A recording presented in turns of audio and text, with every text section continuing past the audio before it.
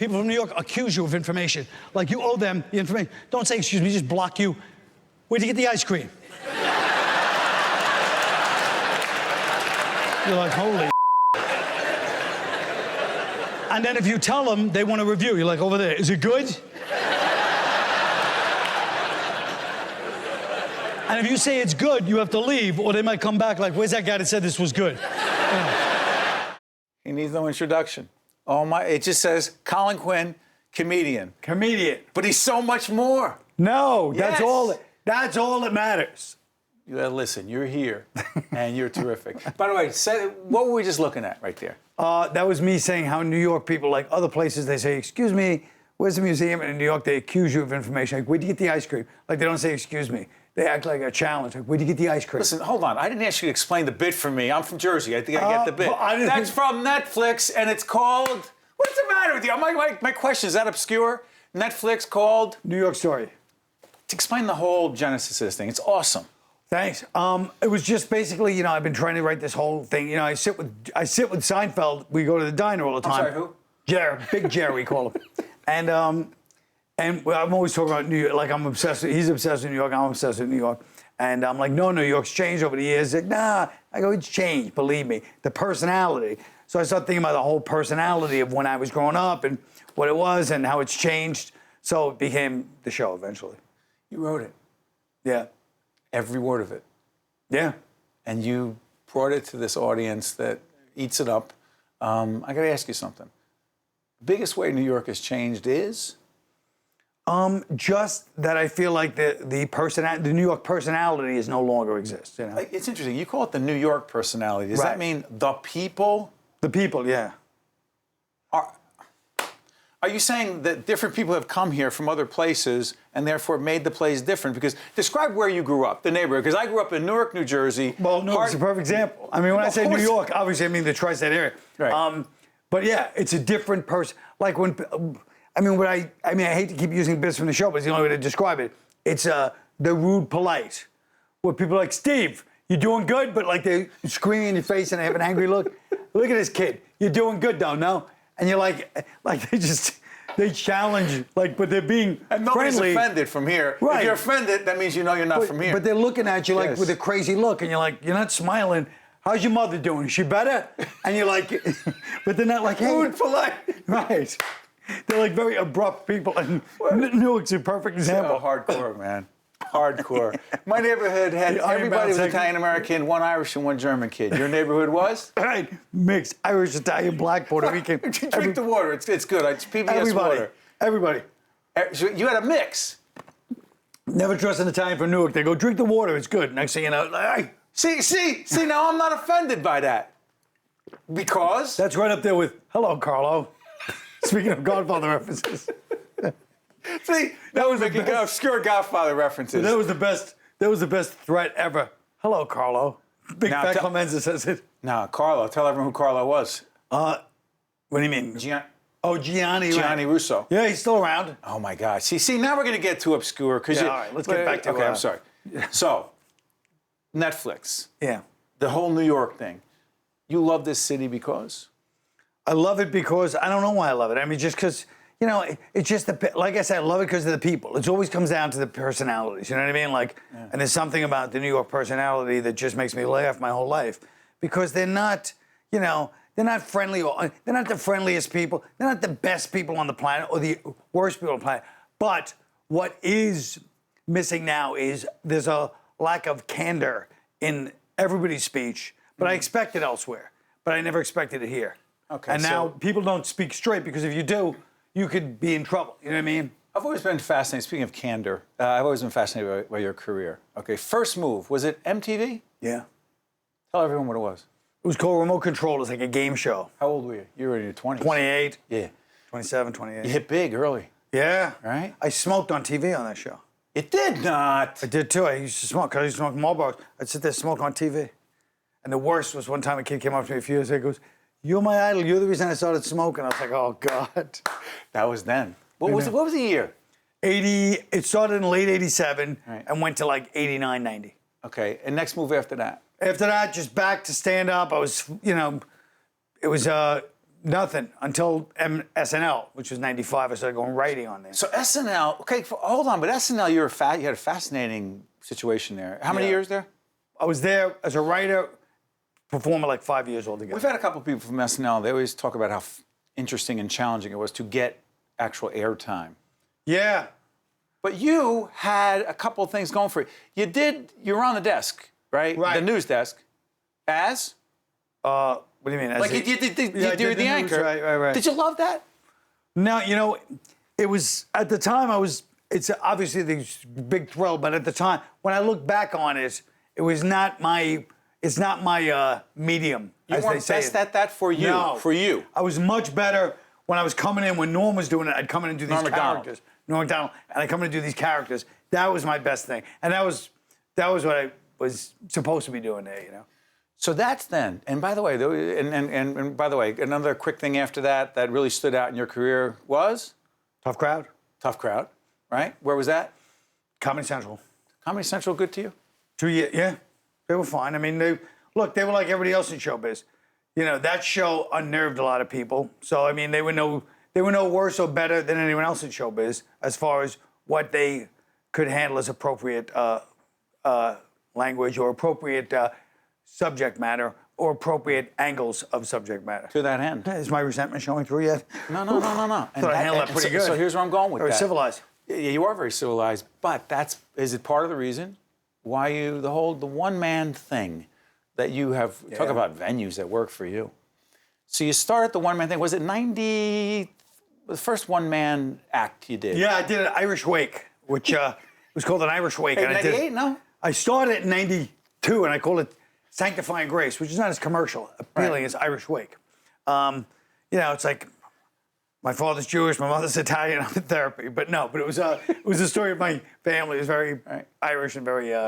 But you like the one-man thing. Yeah, I do. Why? I feel like comedy club audiences, they have certain expectations, and the expectations are change the subject, because they're ordering drinks and things are happening.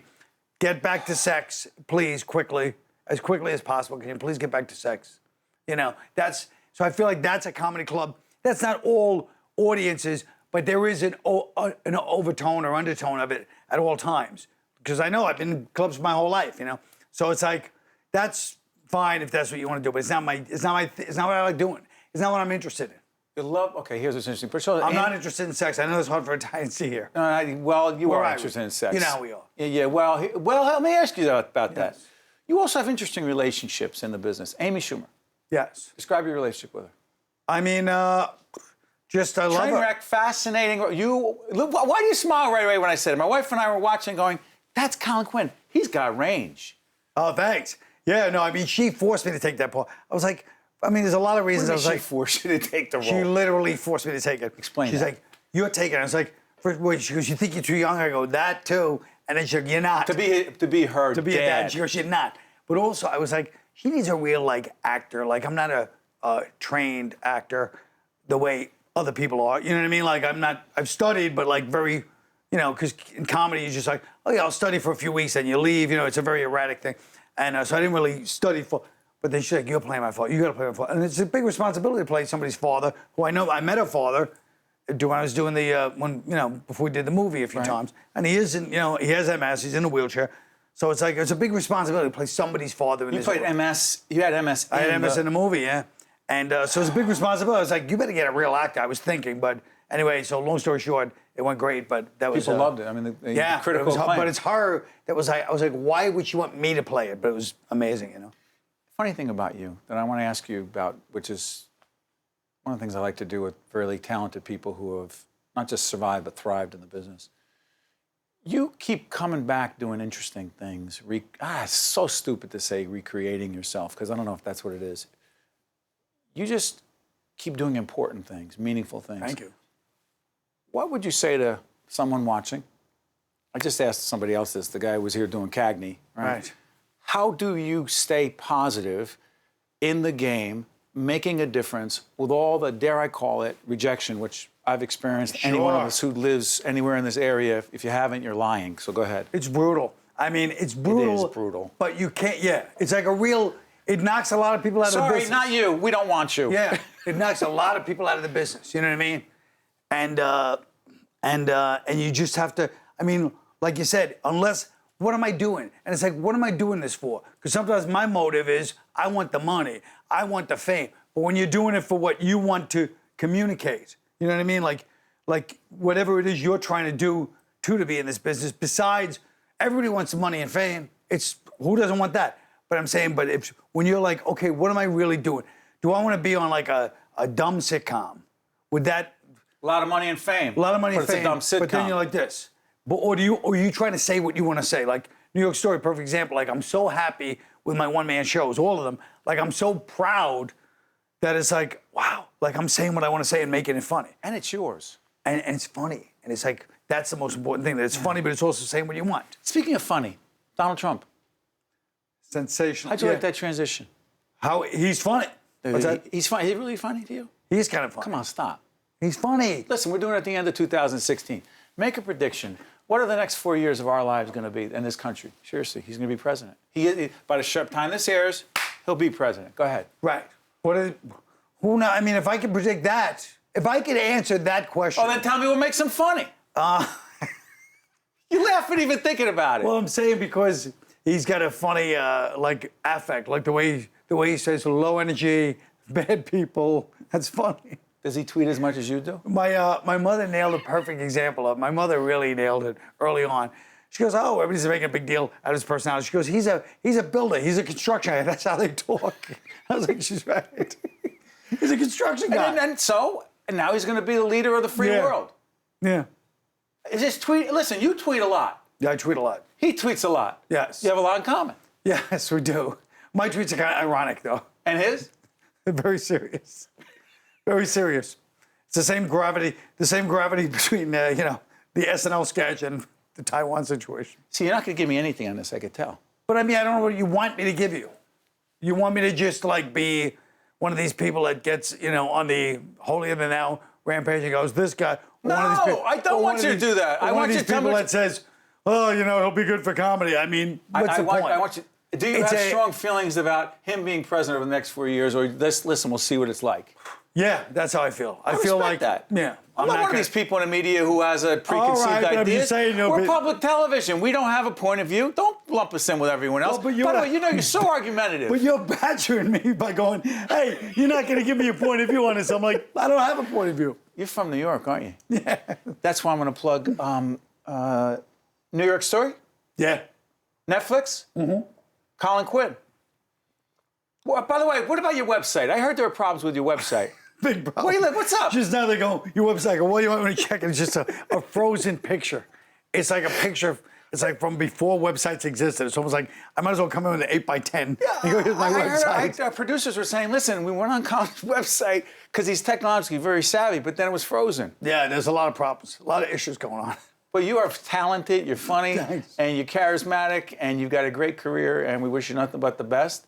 And you have an open invitation here at Public Television. Thank you. Listen, Colin Quinn, it just says comedian here, but he's the best. Stay with us. We're right back right after this. One-on-One with Steve Adubato has been a production of the Caucus Educational Corporation, celebrating over 25 years of broadcast excellence. This special edition of One-on-One with Steve Adubato is brought to you from the Tisch WNET studios at Lincoln Center. Funding has been provided by Holy Name Medical Center in Teaneck, New Jersey. Healing begins here. Berkeley College, TD Bank, Rowan University, New Jersey Resources, Fedway Associates, and by Gary's Wine and Marketplace. Transportation provided by Airbrook Limousine, serving the metropolitan New York, New Jersey area.